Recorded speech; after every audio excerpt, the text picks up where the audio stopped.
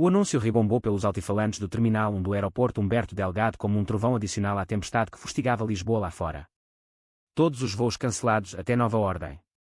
Fiquei ali parado com a mala na mão, o coração acelerado não só pelo caos à minha volta mas pela sensação de que algo maior se aproximava quando levantei os olhos e vi o homem ao meu lado sorrir como se o mundo não estivesse a desabar. A multidão murmurava frustrada, pessoas sentavam-se no chão, outras gritavam ao telefone, crianças choravam e o cheiro a café frio e suor misturava-se ao ar úmido. Eu, Tiago, 32 anos, engenheiro de software de uma empresa em Porto, regressava de uma reunião em Madrid com a cabeça cheia de relatórios e a pressão da família que esperava que eu finalmente me estabelecesse com a Ana, uma noiva que os meus pais já tratavam como menor oficial. A tempestade tinha chegado de repente, ventos de 120 km/h, chuva que parecia não parar e agora eu estava preso ali sem voo, sem hotel reservado e sem ideia de como explicar aos meus pais que mais uma vez os planos falhavam. Sentei-me numa cadeira de plástico dura ao lado de uma pequena mesa de café onde o expresso que pedira já estava frio. Foi então que ele se aproximou com uma mala de viagem preta simples e uma câmara pendurada ao pescoço. Posso sentar-me? Parece que vamos passar a noite aqui juntos, quer queira quer não, disse ele com voz calma profunda, os olhos castanhos fixos nos meus, sem qualquer hesitação. Chamei-me Rafael, fotógrafo de 29 anos baseado em Lisboa, acabava de regressar de um trabalho em Barcelona e o voo para casa também fora cancelado. Começámos a falar do tempo do caos dos aeroportos em Portugal e rapidamente a conversa derivou para histórias pessoais. Ele contou-me como adorava capturar a luz da manhã no Tejo e eu respondi que o meu trabalho em código me deixava pouco tempo para ver o sol nascer. Havia algo na forma como ele me olhava que me desconcertava, uma atenção genuína sem pressa que eu raramente encontrava nos homens à minha volta. As horas passaram, o terminal encheu-se de gente cansada e eu senti-me estranhamente à vontade a partilhar pormenores da minha vida em Porto, onde os meus pais ainda viviam na casa antiga da família e onde o meu irmão mais novo casara há pouco e já tinha um filho. Rafael ouvia sem julgar, sorria nos momentos certos e fazia perguntas que pareciam tocar em feridas que eu nem sabia que existiam. Quando a meia-noite chegou, o pessoal do aeroporto distribuiu cobertores finos e vouchers para refeições e nós dois acabámos por partilhar uma mesa improvisada com sandes frias e água.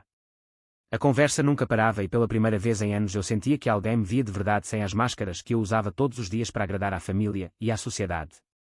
A tempestade rugia lá fora, mas dentro de mim algo começava a agitar-se, um sentimento que eu sempre empurrara para o fundo da consciência. A noite avançava lenta e o terminal transformara-se num acampamento improvisado com gente deitada em bancos e no chão. Rafael e eu continuávamos a falar como se fôssemos velhos amigos. Ele contou-me sobre a sua infância em Lisboa, num bairro do Príncipe Real onde a diversidade era normal, mas a família ainda lhe virara as costas quando ele assumira a sua orientação aos 18 anos. Eu ouvia fascinado e aterrorizado ao mesmo tempo porque as suas palavras ecoavam nos meus próprios medos. Nunca contei a ninguém, mas desde adolescente sentia que algo não batia certo nas minhas relações com raparigas, disse eu baixinho olhando para o chão.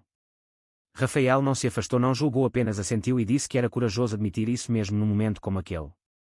Falámos de pressões familiares dos meus pais que sonhavam com um casamento tradicional e netos e de como eu fingia interesse pela Ana só para manter a paz em casa. Ele partilhou a dor da traição de um ex que o deixara por outro homem mais novo e rico e como isso o tornara cauteloso mas não fechado ao amor. As luzes fluorescentes piscavam de vez em quando e o som da chuva contra as vidraças era constante como um fundo musical para as nossas confissões. Senti um nó na garganta quando ele perguntou o que eu faria se pudesse escolher livremente a minha vida sem medo do que os outros pensavam. Não sei, respondi, mas pela primeira vez a pergunta não me pareceu impossível. A madrugada chegou e com ela um cansaço que nos aproximou ainda mais. Partilhámos um cobertor fino e os nossos ombros tocaram-se levemente sem que nenhum de nós se afastasse.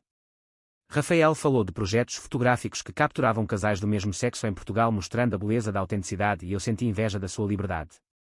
A conversa derivou para sonhos futuros, viagens que nunca fizera e desejos que reprimira.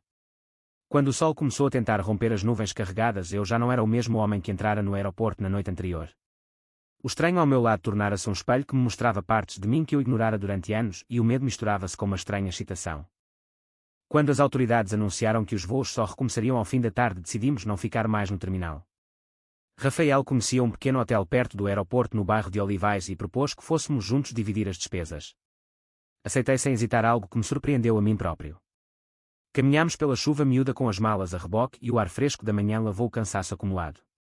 No hotel, quarto simples mas limpo com 2 camas separadas, sentámos-nos na varanda a ver a cidade molhada.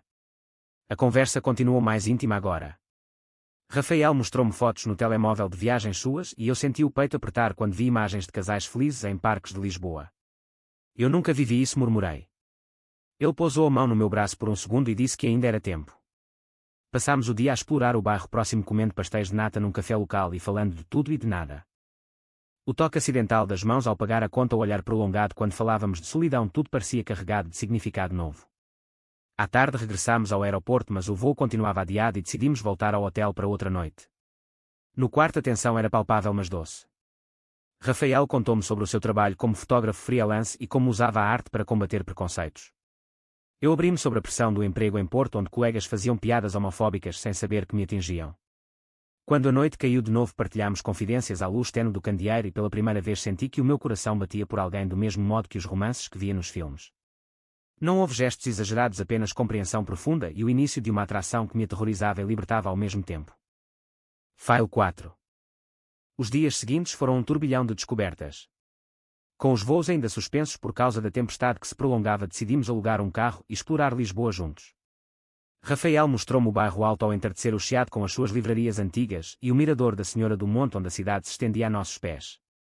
Caminhávamos lado a lado, ombros roçando, e cada risada partilhada fortalecia o laço. Eu telefonava para casa dizendo que estava tudo bem, mas evitava mencionar o meu companheiro de aventura. A família enviava mensagens preocupadas e a Ana perguntava quando voltaria. Rafael notava a minha ansiedade e ajudava-me a navegar esses momentos com paciência. Uma tarde no Príncipe Real, sentados num banco de jardim, ele contou-me sobre o seu coming out doloroso e como encontrar uma comunidade que o apoiava. Eu confessei que sempre sentira atração por homens, mas que o medo de desiludir os pais me paralisara. O vento trazia o cheiro ao mar e a conversa fluía como um rio que finalmente encontrava o caminho. À noite jantámos num restaurante discreto e o olhar de Rafael sobre mim era como uma carícia. Regressámos ao hotel e a conversa estendeu-se até altas horas. Senti-me vivo pela primeira vez em anos, questionando todas as escolhas que fizera para agradar aos outros. O laço emocional aprofundava-se e com ele vinha o conflito interno que me consumia. File 5. A crise explodiu quando o meu irmão telefonou do Porto. Alguém vira uma foto minha nas redes sociais com Rafael e espalhara rumores. O meu pai gritou ao telefone exigindo explicações e a Ana chorou dizendo que sempre soubera que algo não estava bem. Rafael ficou ao meu lado segurando a minha mão enquanto eu enfrentava a fúria familiar pela primeira vez. O mal-entendido cresceu, o meu melhor amigo de infância traiu a confiança ao confirmar suspeitas antigas e eu senti o mundo desabar. Rafael enfrentou a sua própria dor passada ao ver-me sofrer e ofereceu apoio incondicional. No meio do caos tomei a decisão de regressar a Porto, mas não sozinho. Enfrentei o pai cara a cara, admitindo a verdade que guardara por tanto tempo. As lágrimas, a raiva e o silêncio seguiram-se, mas no final uma pequena brecha de compreensão surgiu na mãe que me abraçou. Rafael esperou-me do lado de fora e o seu olhar disse tudo o que precisava de ouvir. File 6. Regressei a Lisboa com Rafael dias depois. A família ainda lutava para aceitar, mas eu já não vivia para eles. Encontrei um novo emprego na capital e comecei a construir uma vida autêntica ao lado do homem que o destino me enviara numa noite de tempestade. As cicatrizes permaneceram, mas a liberdade era maior. Caminhávamos pelo Tejo ao pôr do sol e pela primeira vez senti paz verdadeira. O amor que nascera no caos do aeroporto transformara-se em alicerce sólido. A jornada fora dolorosa, mas necessária, e eu finalmente era eu próprio. A aceitação da própria identidade sempre exige sacrificar laços familiares. Verdadeiro ou falso?